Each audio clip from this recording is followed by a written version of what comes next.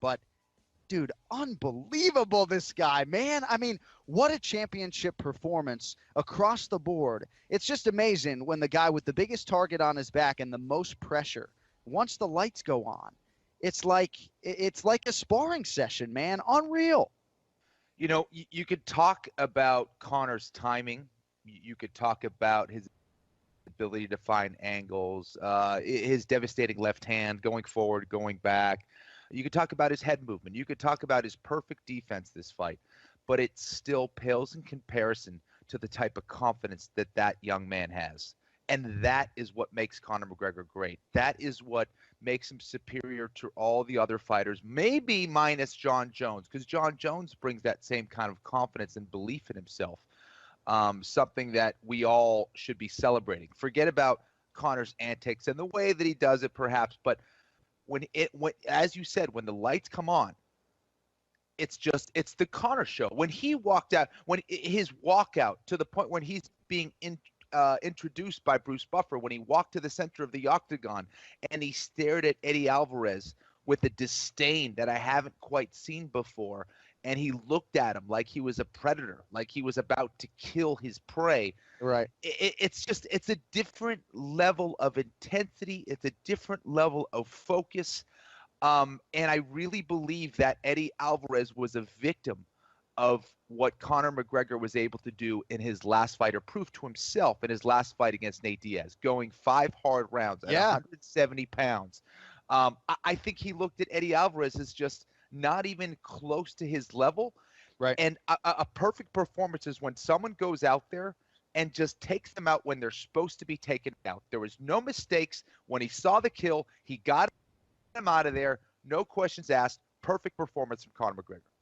And you put it well. I hadn't really thought about the angle of what kind of beast or different beast Conor McGregor would be on the strength of that win over Nate Diaz. So there's certainly something there.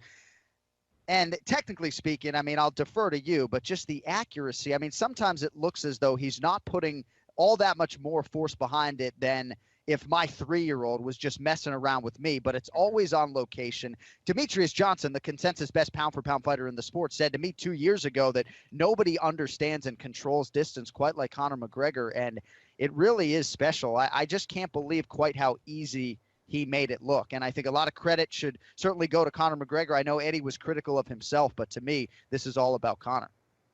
Without a doubt, his whipping-like strikes are something to behold. That the way he stays so relaxed in the pocket, the way he gets you to miss on so many strikes, it was amazing. Eddie just was completely confused out there, and when he was confused, he was getting hit with big shots, and he had no idea where those shots were coming from. I believe that Conor, yes, he hits extremely hard. Yes, your eyes will try to bulge out of your head when you realize how hard he hits. But more than anything else, you don't know where it's coming from. It's the angles he's finding. He's getting you to turn, and he's hitting you with shots with such amazing accuracy. I mean, that last combination, the way that he hit all of those strikes was just brilliant. Conor McGregor is just on another level right now. So he knocks Eddie Alvarez down repeatedly and then ultimately out in round 2. So just 3.5 years into this UFC career, McGregor becomes the first simultaneous 2-division UFC champion.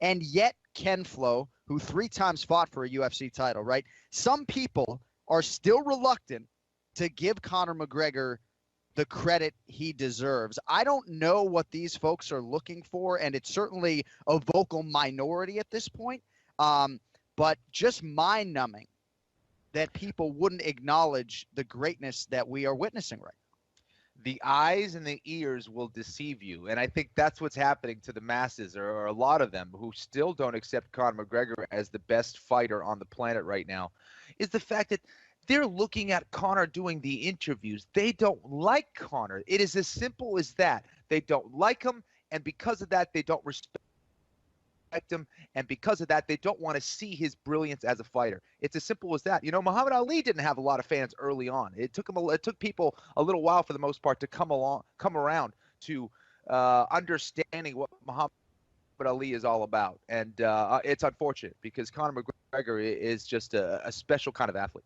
Sorry about some of the technical stuff. Hopefully we'll get a cleaner connection here as the show goes on. But for McGregor, man, he's captivated people in a way not seen all that often in combat sports. And that's why you're seeing people trot out the name Muhammad Ali and Mike Tyson.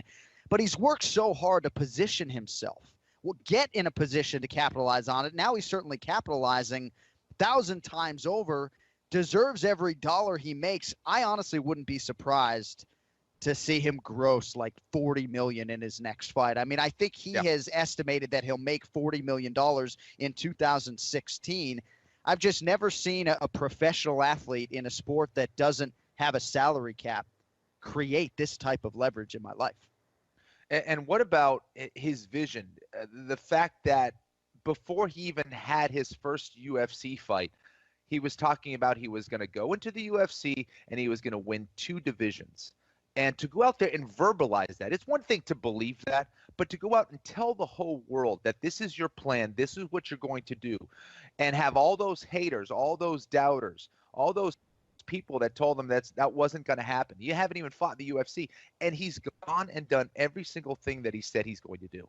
That, to me, is something that we probably won't see in our lifetime again. I'd like to take this opportunity to apologize to no one. I mean, dude, you got Jennifer Lopez pulling Conor McGregor into parties. This was before he became a 2-division champion. I mean, look the fuck out. Conor McGregor's taken over the world. You heard Eddie Alvarez, too, talk about the speed, right? Wasn't so much the power, just the hand speed. And next thing you knew, Eddie was, trying to survive being potentially flash knocked out at that point in time. I just really believe, and this isn't Monday morning quarterback, that Conor's going to be hard to beat for most anyone at 155 pounds.